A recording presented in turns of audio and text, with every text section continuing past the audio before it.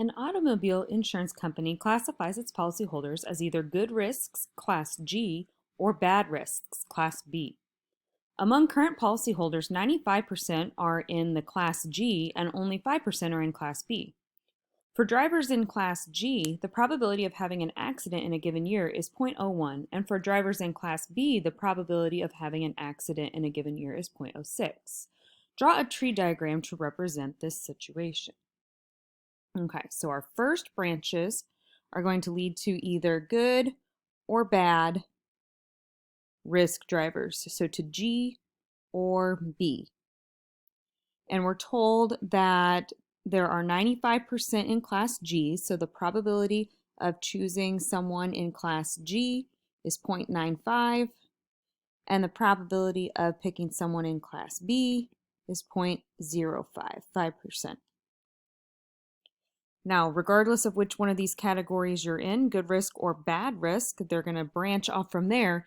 You either have an accident in a year or you don't.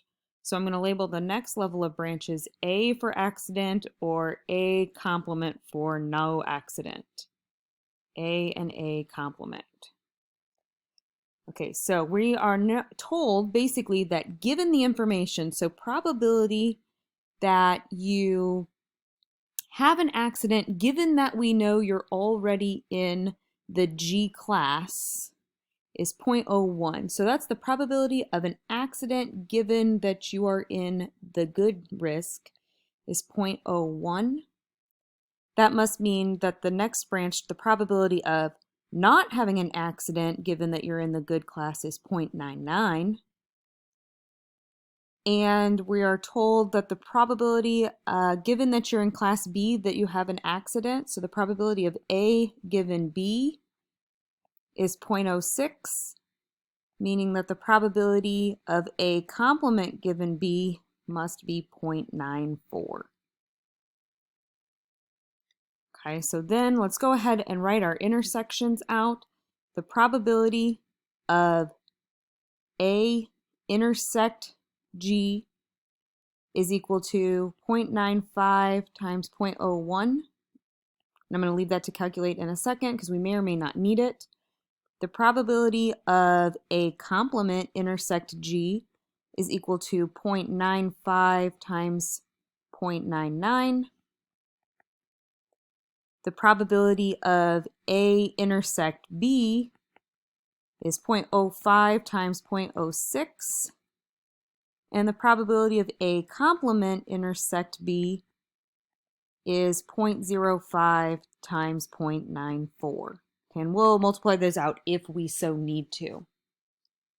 Okay, so let's now look at the questions. What is the probability that a policyholder is in Class G and has an accident? So what's the probability of A intersect G?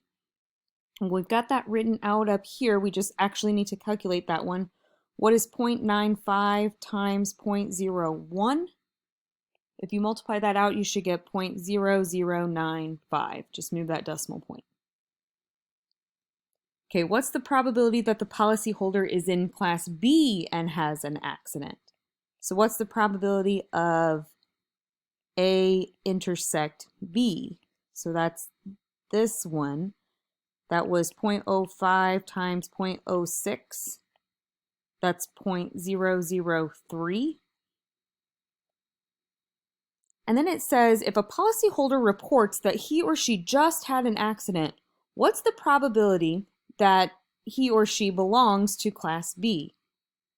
Okay, so this would be basically asking, what's the probability of being in Class B given that you just had an accident? So what's the probability of B given A? Okay, so we're going to use Bayes' theorem here. This is where we take that intersection, the probability of B intersect A, so that's this 0.003 that we've calculated.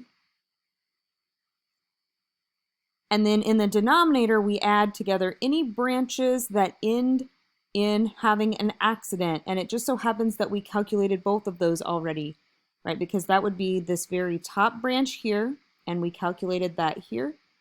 And this branch, which is that second. So basically we take the A and the B answers that we already got and add them together in the denominator. So the denominator becomes let's go back to my pen, 0.003 plus 0.0095.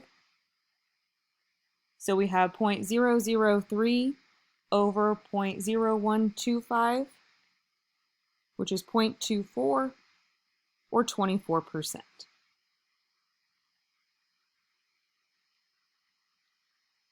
Okay, let's do another example.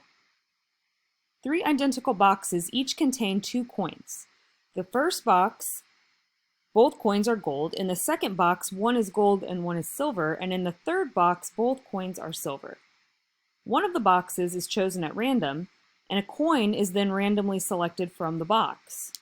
If the coin chosen is gold, what's the probability that the other coin in the box is also gold? Okay, so let's see. For our first level of our tree diagram, we have to choose a box, and there are 3 boxes. So we're going to have 3 branches to get started. We're going to choose either box 1, box 2, or box 3. And since we are randomly choosing this box, then there would be a 1/3 probability for any one of the boxes. So the probability of choosing B1 is 1/3. Probability of choosing box 2 is 1/3. And the probability of choosing box 3 is 1/3. Now, branching off of each one of those, we've got gold and silver. Gold and silver, gold and silver. Okay, so let's see. It says in the first box, both coins are gold. So the probability of choosing gold given that you are picking from box 1 is 100%. That means that this silver branch doesn't even really exist. Okay, I'm going to kind of mark through it. Like it doesn't even exist. The probability of that is 0. It's not even really there. It's kind of a dead branch. Okay, if in box 2 you have one of each. So the probability of choosing out a gold, considering or given that you're picking from box 2, that would be a half or 50%. And the probability of picking out a silver, given that you're picking from box 2, would also be a half. Now box 3 has only silver coins. So there is no gold branch. This is kind of a dead branch yet again. There's no way for that to happen. But the probability of picking a silver, given that you are choosing from box 3, is 1. 100% certainty at that point that that's the color you would be choosing. So let's see. If the coin is gold, what's the probability that the other one is also gold? So really, what we're being asked in this case is what's the probability that we're choosing from box 1 given that we just chose a gold coin, because box 1 is the only way that you can choose a second gold coin. So if we pick out of a box at random and we get a gold coin first, what's the probability that we're actually choosing out of box 1? That's how we would be able to get a second gold coin. So this is a Bayes theorem because we're trying to find the probability of one of those leftmost branches given a rightmost branch. So to do those,